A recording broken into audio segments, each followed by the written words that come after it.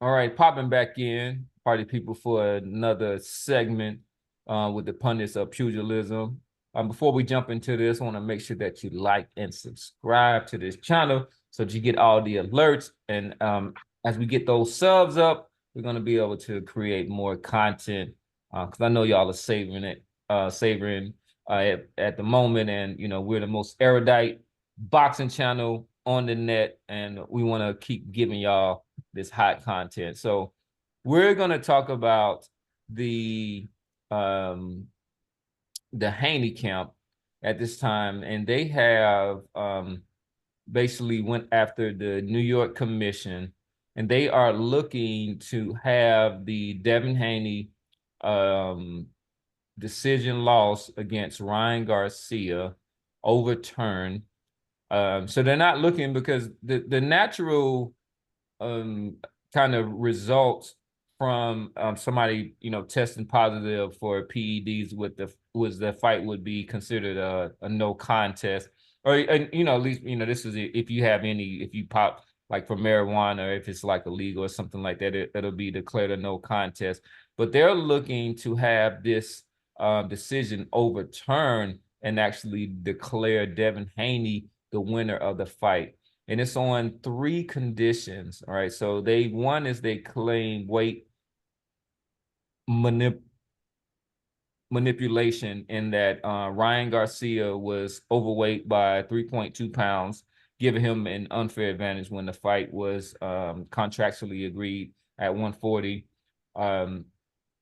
We'll talk about that. This seemed a little bit laughable because they had already agreed to a kind of the new conditions for the fight, and Devin Haney was paid upwards to 6 or 7 figures for this. They also claimed that there was prohibited use of IVs is the second condition. And then the third condition is PED use, which is testing positive for the banned PED ostarine. So with this said, let's kind of jump off with Boston Jared, who is probably a little bit more informed than everybody on this. And then, so, I mean, what do you think that the likelihood of this victory being overturned? And then what are the kind of ramifications that are going to come about, regarding this lawsuit? Look, I think that the likelihood of them getting the outcome that they want is slim to none. I think that the State Athletic Commission, pending the results of Ryan Garcia's B sample that is still pending, I guess May 22nd is the date that they're supposed to hear back from WADA, who actually does the testing, as opposed to VADA, who does the collection. So and double check me on that, Cam, or in the comments, please, if y'all are up to speed. Once the commission hears back, I suspect that they will change this to a no contest. They will suspend and most likely fine Ryan Garcia. At which point I expect the Garcias to probably, I don't know, maybe it's tough to predict what anybody in that Garcia camp's going to do. They're all so fucking all over the place. Now, as far as the Haney's getting this thing changed from a loss to a win, I think that's ridiculous. I think that's kind of silly, honestly. You lost the fight. Did he have advantages going in? Yes, he did have advantages going in, but y'all didn't seem to care about the weight shit, right? Because the Haneys apparently blew off the second day weigh-in. They said, "Don't worry about it, just show up," because they expected to win and Ryan Garcia to not put up much resistance. So, as far as your first question, I think unlikely that this gets turned into a win for Haney. And I would expect the Haneys to probably press forward with a lawsuit against the New York State Athletic Commission, and more than likely against Ryan Garcia. For what? I don't know, but they've retained an attorney, and it seems unlikely that they would just retain an attorney to have him write an 8-page letter to the commission. As far as your second question, look, from an ethical standpoint, I think it's 100% reasonable and justified for the result to get turned to a no contest, especially if, and in all likelihood it will, the B sample will come back as positive for the ostarine because it's the same urine, right? But the other side to this equation is this: when it comes to the ramifications from a PR standpoint, the Haneys are getting they are getting just destroyed. I mean, the diss records, the memes, the ridicule, the teasing. I mean, it is bad. I mean, this guy Bill Haney was supposed to be, he's a self-proclaimed, street dude, blah blah blah, whoop whoop. And this guy's lawyering up. So people are having a field day on social media, the boxing YouTube environment, man. People are just piling on the Haneys. And this is not going to make them look any better. I mean, he has his loyal supporters, these Devin Haney acolytes, the grown men who refer to him as Lord Haney. Those guys will probably celebrate it being turned into a no contest. They'll probably encourage Haney to go ahead and continue with the legal action. But it's not going to be a good look. On top of the fact that he'll probably end up vacating that WBC belt. Eddie Hearn, from what I've seen in the media, isn't too keen on having to pay for a Sandor Martin, who fights for Top Rank, by the way, and to fight Devin Haney. So you'll probably see Haney vacate that belt on top of all this, man. It's just, from a PR standpoint, man, this is just, it's bad. It's bad all the way around, man. If it were me and I was not his father, because as a father, you're going to have a totally different angle on this, right? But as a business-minded person, if I'm Eddie Hearn, let's say, for example, I'm advising patience here. Let's wait for the test result to come back, and the commission is, in all likelihood, going to overturn the result, right? We discussed in the pre-production that there is prior precedent for these types of for these situations. We talked about Badu Jack, Lushan Butte, where Lushan Butte, brought in as a late replacement, ended up with a majority draw against Badu Jack, ended up testing positive for the same substance that Ryan Garcia did, the ostarine. DC commission on that sports commission changed that from a majority draw to a disqualification win in favor of Badu Jack. Similarly, we saw Amir Khan get his, or Lamont Peterson, excuse me, get his win over Amir Khan overturned because of a adverse finding when it came to Lamont Peterson's testosterone levels. So both cases were DC, right? This is not New York State, but there is prior precedent for it. And I think they should have just waited for the lab results to come back. It waited for the commission to render a ruling, then huddled up and said, "Hey, are we okay with this? What are we going to do?" And considered all the possible angles here. So yeah, kind of a messy situation, man. Really, really kind of a messy situation for the Haneys. Yeah, I mean, it's one thing I want to kind of push back on in a sense. So I read something that somebody said that, well, this was all karma for, for Haney in a sense. And I'm like, well, yeah, it's karma for Haney because Haney has, when I'm talking about Devin, he's been nothing but professional throughout this whole thing. He made his contracted weight. He wasn't the one who tested positive. He agreed to fight somebody who was heavier than him and to do that. And I'm like, where does, and I think a lot of it, maybe they were attributing to Bill Haney in a sense, but I just don't see where all of this love is coming for Ryan Garcia, where this guy It's hate for Devin Haney. It's Devin Haney hate. His These guys daddy, don't like. man. His Well, daddy. okay, all Well, right, it's daddy too, okay. but it's also people just don't like Devin Haney because, like, let's be real. This dude has done nothing. Like, he has no outside issues out the ring. He's out there. It's You might true. not like his fighting style, but at the same time, it's like, how is it karma? It's like Ryan Garcia was. I mean, the guy cusses. I mean, like he's talking about he didn't slept with Camboso's girl. I'm just like, why are people like rooting for this guy? This guy is like mad disrespectful, but then he wants to be this Jesus warrior and claim all this other stuff. Like, this guy is a clown. And like, why are we coming down on Devin Haney? It's easier to hate Haney because of his pops. His pops is the one who going and arguing with Mayweather on Twitter. You know what I'm saying? Going Really? So we're gonna take up. And then he want to say I'm unleashing my son to kill him.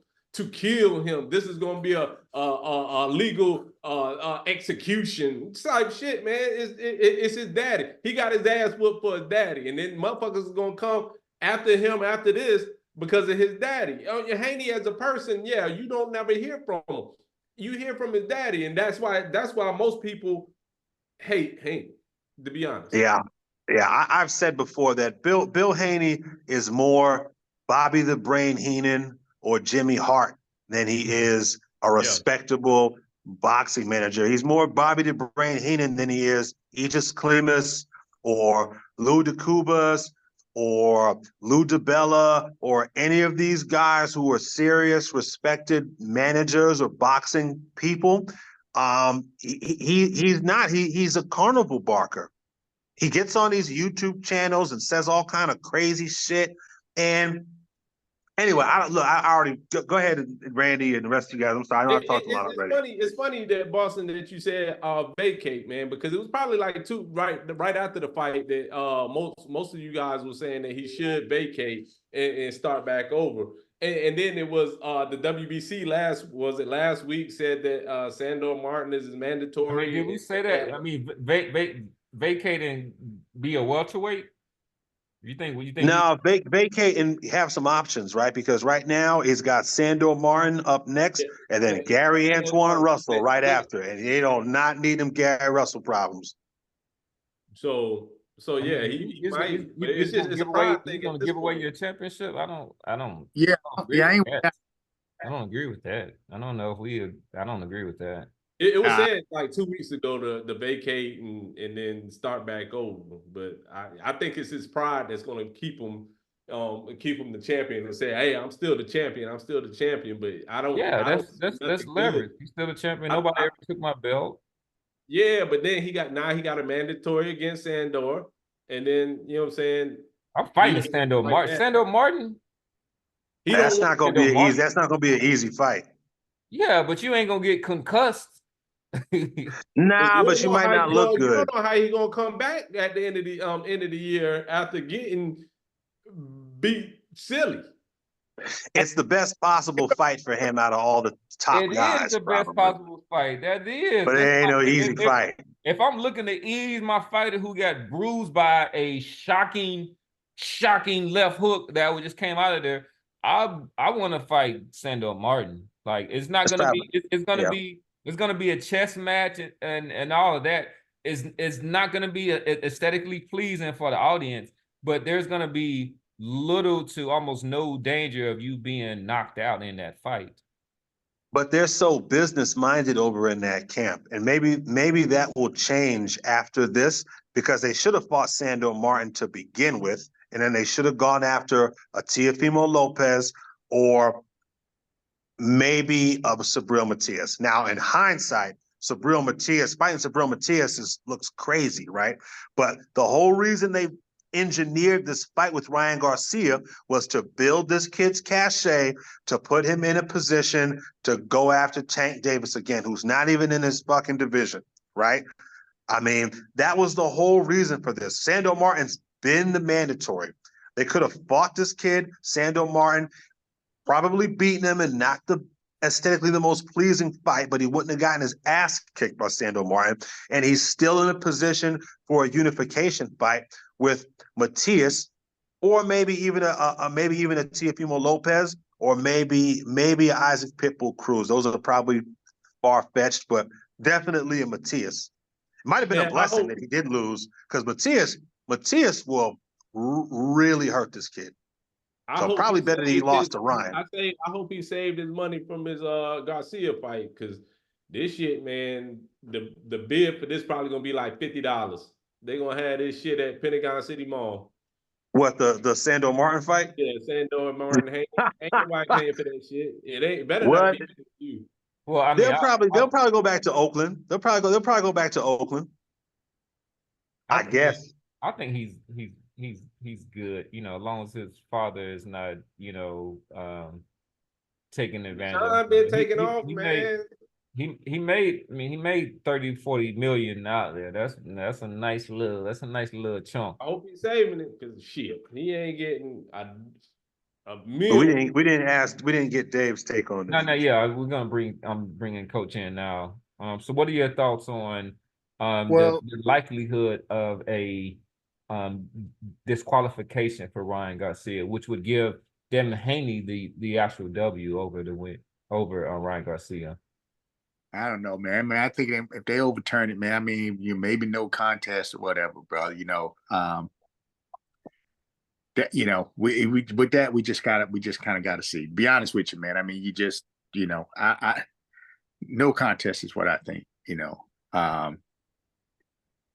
But all the stuff that they're asking for, I ain't even gonna dive up into that, man, because that's just asking. To be honest with you, man. I don't like giving his dad, you know, props. His dad is his dad, bro. You know what I'm saying? So yeah, so okay, no contest. All the crap that they doing, bump that. But I go back. I just want to pull up something on this whole. No, he should not vacate that belt. Why you gonna, you know, vacate a belt and then stay in that same division? And why would he even vacate it anyway? Because at the end of the day, bottom line of it is this: if anybody wants to be a champion, they still got to fight him and get that belt. If anybody wants to unify and become, you know, undisputed, they still got to fight him if he has that belt. So your paydays or whatever might not be as big as they would be or whatever, but you just at a point now because you lost to Ryan Garcia. You ain't got no time to find a scrub or whatever and then bounce back. You just gonna have to fight. You have to fight literally whatever the boxing gods give you right now until you absolutely destroy somebody. So you might have to fight the Sandor Martin and get it. You might have to end up facing a Gary Russell. You know, hey, you are in a situation now where you just got to fight, and you don't have no taxi driver or dishwasher that, you know, Eddie Hearns can just go up in there and pull out from somewhere and for you to fight. So, you know, you let your dad mouth, you know, get your ass into something, you know what I'm saying, that you can't handle. You know what I'm saying? You let your dad's mouth get your ass into something that you can't handle. And Ryan beat the brakes off of you, and now you just got to fight. You got whatever they put up into you for you, and whatever you can get, do it. And your limitations on your negotiations with that belt, really, to be honest with you, even though Ryan cheated and after this loss, it's the way you got destroyed. It's the way you got hit, because people thinking you still got hit with what you got hit with. You just gonna have to fight whatever it is that they throw on you, bro. Period. That's my take on it. That's how I think it's gonna go. Mm-hmm. So, yeah, I mean, I think that's a good take. But you know, there is because at first I was a little shocked by it, but I do want to say that Boston Jared is correct that there is precedent for this where we've seen fighters get disqualified, and so there is an outside chance, particularly if that sample B comes back positive, which I think 99.8% of the sample B comes back. I mean, the likelihood that's really just kind of protocol and making sure that there's some kind of recourse for the fighter to take. That's going to come back positive. I can guarantee you that. But I think that Devin Haney is young enough at this stage that he is going to be able to rebuild. He's only 25 years old. He should take a lot of time off, let his brain heal. And I think the biggest thing is going to be his kind of psychological kind of rebuilding. I'm kind of thinking about Miguel Cotto, who after the Margarito bout, which was, we found out that his opponent cheated and all of the things. So there was some, right. So you had that to kind of hang your hat on, like, yeah, I got beat and I took a beating in there, but this guy cheated, in there. So that can kind of help rebuild yourself. And then he was able to become a champion at 154 pounds, and was able actually to avenge that loss to Antonio Margarito, who was, it was a very diminished Antonio Margarito, but at the same time, he stopped him.